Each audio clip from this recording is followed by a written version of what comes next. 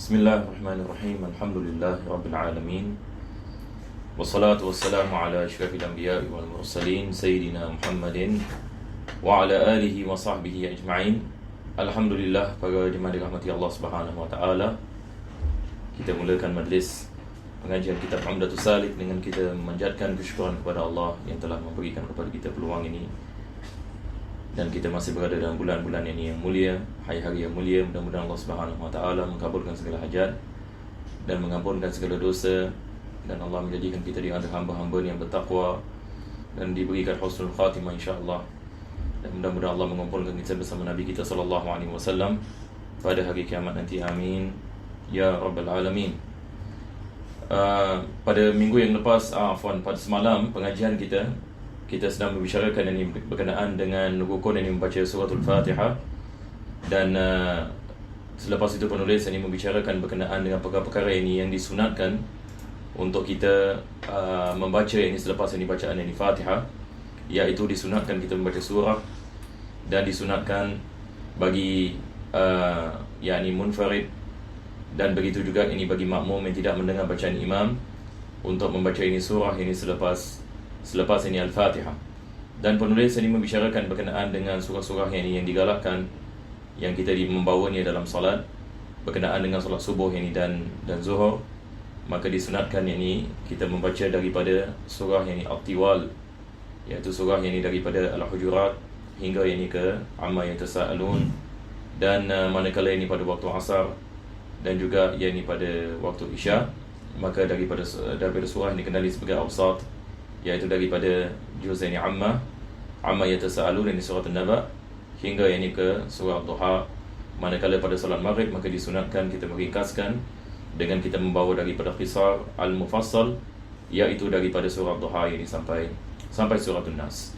Dan selepas itu penulis ini membicarakan berkenaan dengan kalau sekiranya kita melakukan qada, maka kalau kita melakukan qada ini pada waktu malam, maka kita membaca dengan kuat. Kalau sekiranya kita melakukan qada ini pada waktu siang, maka kita baca dengan perlahan, kecuali pada waktu subuh. Ini pada semalam bila kita membicarakan ini tentang waktu subuh, yang dimaksudkan adalah waktu subuh dan bukan ini solat subuh ya. Yang dimaksudkan adalah waktu subuh. Yang ini maksudnya kalau sekiranya seseorang itu dia melakukan qada pada waktu subuh, yang ini waktu subuh daripada terbitnya fajar ini sampai ini terbitnya ini matahari, ini waktu subuh. Kalau kita melakukan qada, maka disunatkan kita membaca dengan kuat. Kenapa ini penulis ini mengatakan sedemikian? Sebab waktu subuh ini ia merupakan waktu daripada waktu yang siang, dan dia mengatakan kalau sekiranya waktu siang disunatkan kita membaca dengan perlahan, kecuali pada waktu subuh, yang mana waktu subuh itu adalah daripada waktu siang. Akan tetapi disunatkan kita membaca dengan jahar, yakni kita membaca ini dengan kuat. Begitu juga kalau sekiranya masbuk, kalau dia masuk ini pada rakaat ini yang ketiga dan dia membayar ini 2 rakaat, kalau sekiranya solat ini jahriyah, maka disunatkan ini dia menguatkan ini bacaan, dia menguatkan bacaannya pada rakaat yang ketiga dan rakaat yang keempat ini baginya, disebabkan yang ini dia tertinggal pada rakaat yang pertama dan rakaat yang kedua bersama imam. Ini adalah daripada perkara yang kita membicarakan. InsyaAllah ini kita akan meneruskan pengajian pada hari ini daripada situ. Jadi hari ini kita masuk ini kepada apa yang penulis ini mengatakan al-ajzu an qira'atil Fatihah. Untuk pengetahuan ini para jemaah ini yang mengikuti pengajiannya, apa yang merah ini bukan daripada kitab Umdah. Ini setakat apa kita mengatakan diletak sebagai tajuk, tetapi kitab Umdah ini bermula ini daripada selain daripada merah ini. Maka penulis ini mengatakan waman la yuhsinul Fatihah. Ini tajuk ini adalah berkenaan ini dengan bagi mereka yang tidak mampu membaca Fatihah. Al-ajzu an qira'atil Fatihah, yakni kalau sekiranya kita ada orang yang tidak mampu yakni membaca ini Fatihah, maka penulis ini mengatakan barang siapa yang tidak tahu ini baca Fatihah, maka diwajibkan dia mempelajarinya. Ini kadang-kadang ini misalnya satu orang ini dia bertaubat kepada Allah daripada segala maksiat dan sebagainya. Dulu dia tak pernah melakukan solat, sekarang ini dia sudah mulai ini melakukan solat, maka sekarang kita mengatakan baginya diwajibkan ini dia mempelajari bagaimana ini nak membaca ini Fatihah. Dan zaman sekarang masya-Allah ini segala-galanya ini dimudahkan. Kelas-kelas ini bacaan Quran ini banyak sekali ini dalam masyarakat kita. Dan juga bagi mereka yang misalnya tinggal ini di tempat yang terpencil, misalnya di Amerika ataupun di Europe misalnya tak ada orang yang ini dia boleh jumpa belajar Al-Quran, Maka ada ini pengajian-pengajian yang ini online yang masya-Allah ini kita mengatakan hampir ini semua manusia boleh yang ini mempelajarinya di mana saja ini mereka berada. Jadi zaman yang kita tinggal hari ini berbeza dengan zaman dahulu ya. Zaman dahulu ulama kita mengatakan kalau sekiranya seorang itu tinggal jauh daripada ulama. Tapi zaman sekarang hatta kalau seorang itu tinggal jauh daripada ulama, dia tetap ini dapat mempelajari. Yang ini berbeza disebabkan yang ini ada pengajian-pengajian yang ini yang dilakukan secara online seperti apa yang kita sedang berada ini sekarang ini. Masya Allah, ini adalah kemudahan yang Allah memberikan kepada umat akhir zaman. Maka hendaklah ini kita bersyukur kepada Allah atas nikmat ini. Wa illa faqira'atuha min mushaf. Kalau sekiranya dia tidak mampu mempelajari, misalnya dia tidak jumpa guru, dia tidak berjumpa yang ini, tidak ada yang ini internet, dan tidak ada, kalau zaman sekarang kita bicarakan yang ini tidak ada tahu ini bagaimana nak mempelajari online dan sebagainya, maka dia membaca daripada mushaf. Yang ini apabila dia melakukan salat, dia buka mushaf dan dia membaca yang ini surah Al-Fatihah ini daripada mushaf kalau sekiranya dia tidak menghafalnya.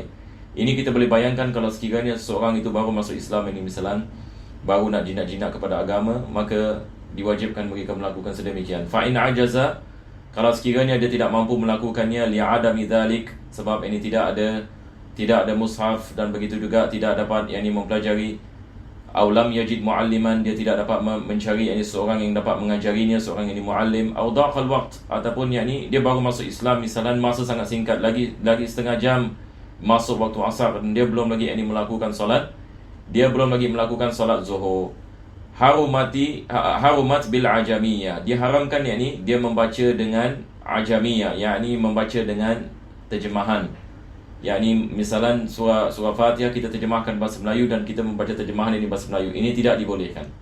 Ini tidak dibolehkan. Jadi orang menanyakan sekarang ini kalau ia diharamkan, satu orang ini baru masuk Islam, dan ataupun ini satu orang ini misalan dia tak pernah yakni melakukan solat, sekarang dia baru jinak-jinak nak melakukan solat, dan masa singkat misalnya dia nak kena melakukan solat zuhur, dan kita mengatakan diharamkan dia membaca daripada terjemahan. Jadi apa dia nak buat? Di sini penulis ini mengatakan fa in ahsana ghairaha. Jadi kita kena lihat kalau sekiranya orang ini misalnya dia ada hafal ayat-ayat yang lain, yakni hatta dia menghafal la ilaha illallah ataupun subhanallah walhamdulillah wala ilaha illallah Allahu akbar, ini kebetulan dia hafal ini. Dia hafal yang ini zikir ini. Jadi maka ataupun ini ayat-ayat yang lain, ayat Quran yang lain. Misalnya ini ada orang ini dia hafal suratul Ikhlas misalnya. Surah Fatihah dia tak hafal misalnya, tetapi suratul Ikhlas ini dia hafal. Ataupun yang dia hafal zikir-zikir yang lain, maka dia mendatangkannya sebagai ganti bagi suratul Fatihah. Ini yang disebutkan oleh penulis sekarang. Maka dia mengatakan fa in ahsana ghairaha lazimahu sab'u ayatin la yanqusu hurufuha an hurufil Fatihah. Maka diwajibkan yakni dia membaca 7 ayat yang mana huruf-hurufnya tidak kurang ini daripada huruf-huruf yang di Fatihah. Huruf-huruf Fatihah ini lebih kurang kita ada 100 ini 50. 100 ini 50. Jadi bila dia membaca ini sesuatu, misalnya kalau dia mengatakan dia hanya hafal misalnya suratul Ikhlas. Jadi kita kena lihat ini suratul Ikhlas ini ada berapa huruf. Jadi berapa kali ini dia nak kena ulang. Jadi itu cara yang ini kita menggantikan ini dengan Fatihah. Dan kita dalam mazhab Imam Syafi'i basmalah daripada surah. Basmalah daripada surah. Jadi bila kita menghitung huruf ini dalam suratul Fatihah, kita menghitung dengan basmalah yang ini sekali. Kita menghitung ini dengan basmalah. Fa in ahsana ba'd al-Fatihah qara'ahu. Kalau sekiranya dia hafal separuh daripada suratul Fatihah, misalnya dia hafal sampai iyyaka na'budu wa iyyaka nasta'in, maka dia baca. Wa ata badalahu min Qur'anin aw dzikri. Dan selainnya dia mendatangkan dengan ayat yang lain yang dia hafal, ataupun kalau dia tak hafal ayat, dia hafal zikir seperti subhanallah walhamdulillah wala ilaha illallah akbar, dia ulang 3 kali ini sebagai misal, maka itu sudah mencukupi. Fa in hafizal awal qara'ahu summa ata bil badal. Kalau sekiranya dia hafal bahagian pertama daripada suratul Fatihah, maka dia membacanya, selepas itu baru dia mendatangkan gantian yang lain. Ataupun dia hafal yang ini bahagian akhir daripada suratul Fatihah, jadi dia mendatangkan yang ini zikir dahulu ataupun ayat yang lain, lepas itu ini dia membaca bahagian yang kedua daripada suratul Fatihah. Fa in lam yuhsin syai'an, kalau sekiranya dia tidak dapat membaca yang ini apa-apa, yang ini satu orang ini tak hafal Fatihah, tidak hafal mana-mana surah, tidak hafal zikir, semua tak hafal, apa dia kena buat? Maka penulis mengatakan waqafa biqadril Fatihah, yakni dia hanya berdiam diri. Dia hanya berdiam diri, tidak membaca apa-apa kadar bacaan Fatihah. Ini bacaan Fatihah biasa orang misalan 1 minit, misalan 1 minit setengah. Dia berdiri yang ini selama 1 minit setengah. Kadar yang ini baca Fatihah dalam keadaan qiyam. Wala i'adata alaih, dan tidak diwajibkan yang ini dia melakukan solat i'adah, yang ini solat ini sekali lagi sebagai ganti solat tersebut. Sebab ini di sini kita mengatakan ada keuzuran yang ini baginya. Jadi apa yang disebutkan oleh penulis, kalau sekiranya dia dapat baca ayat yang lain, dia baca ayat yang lain. Kalau sekiranya dia tidak dapat membaca apa-apa, maka dia hanya berdiam diri. Dan diharamkan ke atasnya membaca terjemahan, sebab terjemahan ini bukan Quran. Terjemahan ini bukan Quran. Hukum terjemahan ini berbeza ini dengan hukum Quran. Selepas itu ini penulis ini masuk ini kepada rukun ini yang keempat. Ini dia mengatakan ruknul rabi' al-qiyam. Daripada rukun ini salat adalah berdiri. Jadi sebelum ini kita membicarakan tentang niat, kita membicarakan tentang takbir, kita membicarakan tentang bacaan Fatihah. Sekarang kita membicarakan ini tentang berdiri. Maka berdiri ini adalah wajib. Dia adalah daripada ini rukun salat. Maka penulis ini mengatakan wal qiyam ruknun fil mafruḍah. Yang ini berdiri dalam solat adalah rukun dalam solat yang mafruḍah. Solat mafruḍah ini dimaksudkan adalah solat yang wajib. Yang ini solat yang lima waktu yang diwajibkan, maka diwajibkan ini kita berdiri. Setiap solat yang wajib diwajibkan qiyam. Wa syartuhu, dan syaratnya adalah an yansiba fiqara dhahrihi, yakni dia menegakkan bahagian belakang badannya. Yakni badan kita ini, kita berdiri yang ini atas, ini tulang kita yang ini di belakang. Jadi apabila kita berdiri, maka wajib kita menegakkannya. Maka tidak dibolehkan kita berdiri dalam posisi yang ini seperti rukuk ini misalnya, yang mana kita membongkokkan badan, maka ini tidak dibolehkan. Ini seperti mana yang akan disebutkan ini oleh penulis. Jadi wajib ini kita menegakkan bagi mereka yang mampu. Wa ayyansiba fiqara dhahrihi fa in mala bihaitsu kharaja 'anil qiyam. Kalau sekiranya dia kedepankan badannya ni misalan, yakni dia sandarkan badannya misalan, yang mana dia bukan lagi dalam posisi berdiri, disebabkan badannya ini sudah ini dibongkokkan, maka dalam keadaan ini seperti ini, penulis ini mengatakan awin hana wasara ila ruku'i aqrab lam yajuz. Sama ada kita mengatakan dia membongkokkan badannya sehingga yakni dia bukan dalam posisi berdiri, ataupun yakni dia membongkokkan badannya sehingga dia lebih dekat ini kepada rukuk. Maka berdiri seperti ini tidak sah. Berdiri ini seperti ini tidak sah. Walau taqawwasa dhahruhu likibarin. Kalau sekiranya seorang itu memang ini dia bongkok misalnya, dia bukan sengaja bongkok, dia memang bongkok disebabkan tua misalnya, umur yang tua, aw ghairihi, ataupun ini ada penyakit dan sebagainya, hatta sara karaki', sehingga dia bongkok sehingga bila kita lihat kepadanya dia seolah-olah sedang melakukan rukuk, tetapi dia ada keuzuran disebabkan yang ini dia dalam usia tua, disebabkan yang ini ada penyakit ini dan sebagainya. Waqafa kadzalik, maka ini tidak ada masalah. Penulis mengatakan dia berdiri seperti itu sebab ini dia tidak dapat melakukan apa-apa. Summa zada inhinaan li ruku'i in qadar. Jadi bila dia dalam keadaan bongkok misalan, sebab dia memang ini begitu, maka dia salat dalam keadaan begitu, dia berdiri dalam keadaan ini bongkok begitu. Apabila dia nak melakukan rukuk, maka dia hanya kedepankan sedikit ini badannya, yakni menambahkan ini bongkok itu sendiri kalau sekiranya dia mampu melakukan sedemikian. Ini adalah daripada cara bagi orang yang memang dalam keadaan ini bongkok ini untuk melakukan salat. Wa yukrahu an yaquma ala rijlin wahidah, yakni makruh satu orang ini dia melakukan salat dan dia berdiri yakni atas satu kaki. Jadi kalau kita boleh bayangkan, biasa kalau orang ini yang biadab ini misalan, kalau dia nak menunjukkan ini ketidaksukaan ini, biasa bagaimana ini orang akan berdiri? Maka dia akan berdiri, dia akan sandar yakni kepada satu kaki. Ini adalah posisi yakni yang kurang adab. Jadi kalau kita memasukkan ini ke dalam solat, sama ada kita melakukan posisi sedemikian ataupun ini kita sengaja berdiri atas satu kaki ini misalan, sandar ini atas satu kaki, maka ini adalah daripada perkara yang makruh di dalam solat. Wa ayyalsiqa qadamaihi, daripada perkara yang makruh juga adalah kita merapatkan kaki, kedua-dua kaki kena terlalu rapat. Sunnahnya adalah satu ini daripada ujung ini jari sampai kita punya ini. Jadi sunnahnya adalah kita merenggangkan begini, kaki kanan kaki kiri yang misalan. Jadi kita merenggangkan sedikit. Tidak disunatkan kita merapatkan dan tidak disunatkan kita buka ini. Ada sebagian orang yang solat ini dia buka ini terlalu banyak. Ini tidak disunatkan. Yang disunatkan adalah tak terlalu besar dan tak terlalu terlalu rapat, tetapi dia adalah sederhana. Ini adalah cara Nabi SAW. Khairul umur awsatuha. Daripada cara Nabi SAW ini sentiasa ini kepada kesederhanaan. Dalam salat pun kita ada kesederhanaan di dalam ini salat ini, bukan ini ta'assub ataupun ini salat ini dalam keadaan misalnya apa kita mengatakan berlebihan ini dalam kita apa yang kita buat dalam salat. Selepas itu ini penulis ini mengatakan wa an yuqaddima ihdahuma 'ala al-ukhra. Dan ini juga daripada perkara ini yang makruh adalah kita kedepankan satu kaki daripada kaki ini yang lain. Maka sunnah ni adalah kita berdiri satu straight line.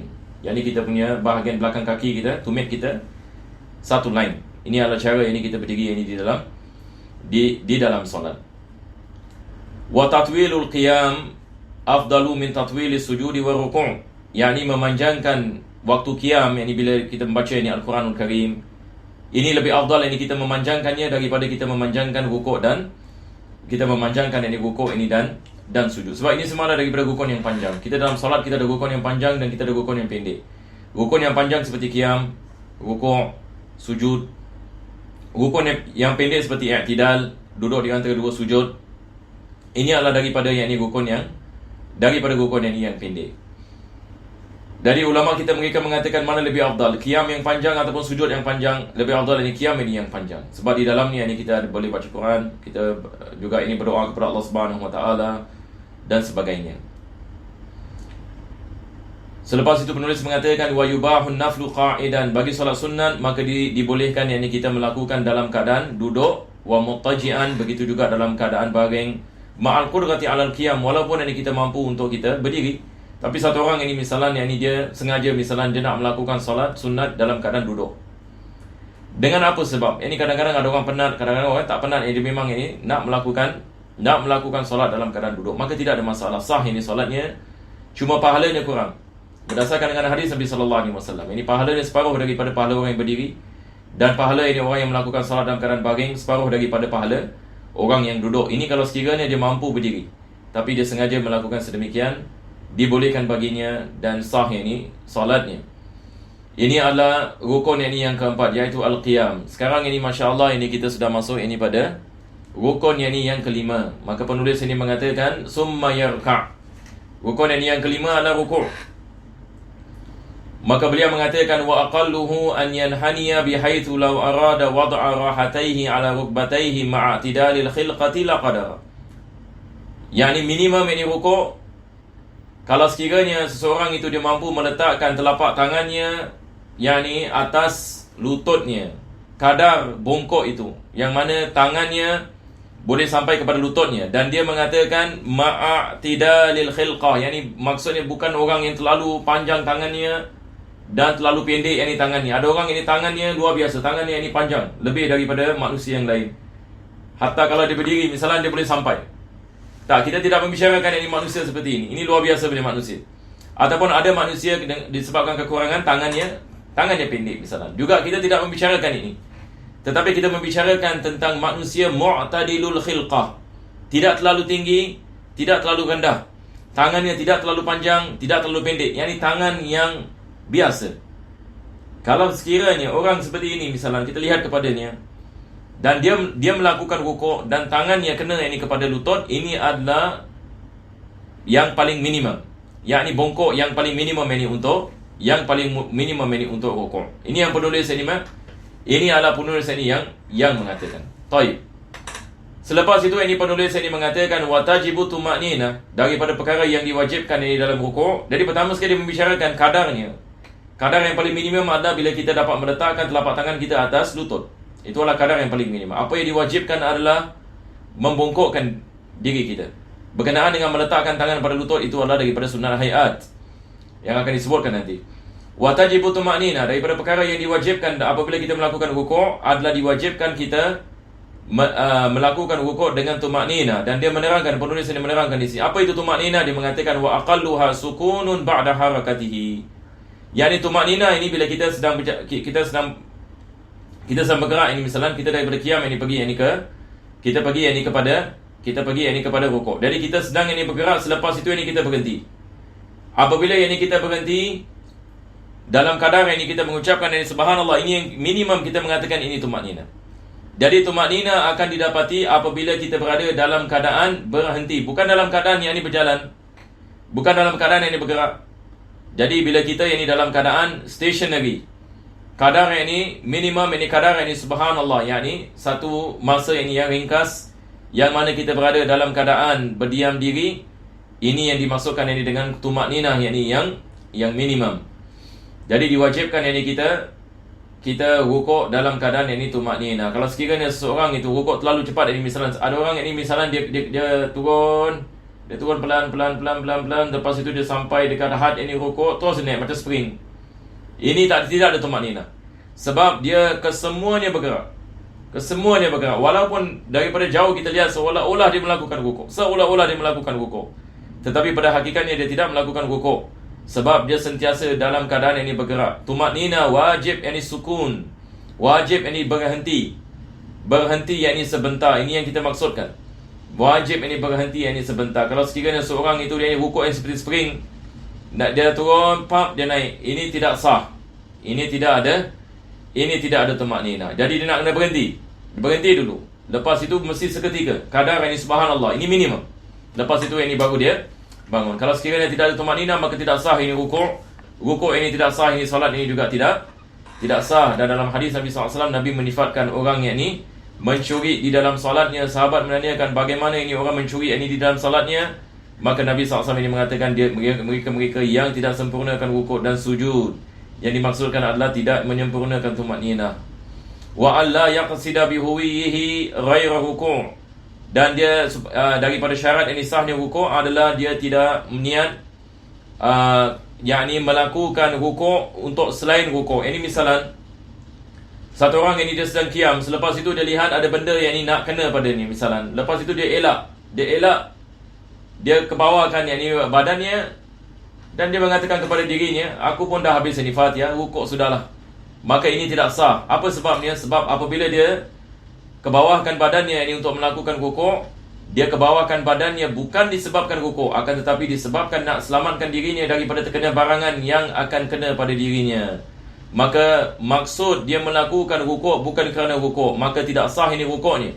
Dalam keadaan seperti ini, maka diwajibkan dia bangun ini sekali lagi kepada qiyam, dan selepas itu yakni melakukan rukuk dengan memaksudkan rukuk, bukan ini memaksudkan selain daripada rukuk. Ini yang disebutkan oleh penulis. Wa akmalu rukuk. Sekarang ini penulis ini membicarakan ini apakah ini rukuk yang paling ini sempurna. Maka dia mengatakan ay yukabbira rafi'an yadayhi, yakni dia melakukan takbir dalam keadaan ini dia mengangkat ini tangannya, fayabtadi'u raf'a ma'at takbir.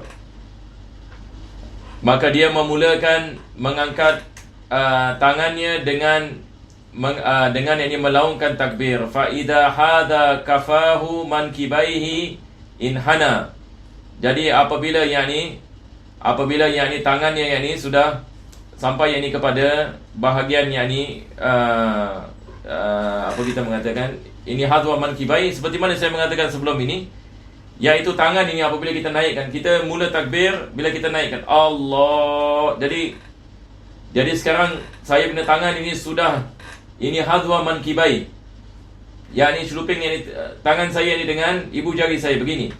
Maka tangan saya position yang di dekat saya punya pundak di sini, tidak terlalu jauh, tidak terlalu dekat. Seperti mana kita mengatakan, maka dia adalah begini. Jadi apabila tangan kita sampai ini kepada posisi ini, baru kita mulakan yakni untuk yakni kita melakukan rukuk. Ini yang penulis ini mengatakan inhana wa yamuddu takbiratil intiqalat, dan disunatkan kita memanjangkan takbir intiqal, yakni kita Allahu akbar. Jadi apabila kita kita sudah sampai kepada rukuk. Kita sudah sampai kepada rukuk. Wa yad'u yadayhi ala rukbatayhi, dan selepas itu kita meletakkan kedua tangan ini atas kedua lutut kita. Mufarraqatal asabi', kita membuka yakni tangan kita, bukan ini kita menutup tangan, tetapi yakni kita membukanya. wa yamuddu dhahrahu wa 'unuqahu. Selepas itu kita menghamparkan badan belakang kita dan juga tengkuk kita, yakni seperti straight. Seperti straight. Yani sebagian ulama kita mengatakan kalau diletakkan air di atas badan ini, dia tidak ke kanan dan tidak ke kiri. Yakni badan kita yakni rata. Kita cuba insya-Allah. Badan kita yakni rata, parallel and to the ground. Dan tengkuk kita tidak disunatkan kita rukuk kepala kita begini. Kepala kita pun ikut yakni badan kita. Kepala kita pun maintain yakni ikut yakni kepada badan kita. Dan selepas itu dia mengatakan wayan sibu saqaihi, dan kita menegakkan yakni kaki-kaki kita, wa yujafi mirfaqaihi an janbaihi, dan kita membuka yakni tangan kita punya siku yakni kita jauhkan daripada badan kita, wa tadumul mar'ah, bagi wanita yakni dia mengepitnya ke badannya, wa yaqul subhana rabbiyal azim 3 kali, dan dia mengatakan subhana rabbiyal azim, subhana rabbiyal azim wa bihamdi. Biasa kita menambahkan subhana rabbiyal azim wa bihamdi. Dan apabila kita melakukan rukuk, maka biasa ini yang zikir yang minimum yang kita membaca. Dan penulis ini mengatakan wa huwa adnal kamal, yani ini adalah sekurang-kurangnya yang kita melakukannya, walaupun nanti insya-Allah ada doa-doa yang dibaca oleh Nabi SAW. Itu kalau sekiranya seorang itu melakukan solat sendirian ataupun dia imam ini bagi makmum ini maksurin, boleh dia mendatangkan zikir-zikir ini yang lain. Jadi insya-Allah pada kali ini kita berhenti yang ini di sini, dan kita akan sambung pada hari Khamis ini insya-Allah. Wa sallallahu ala sayyidina Muhammadin wa ala alihi wa sahbihi wasallam. Alhamdulillahirabbil alamin.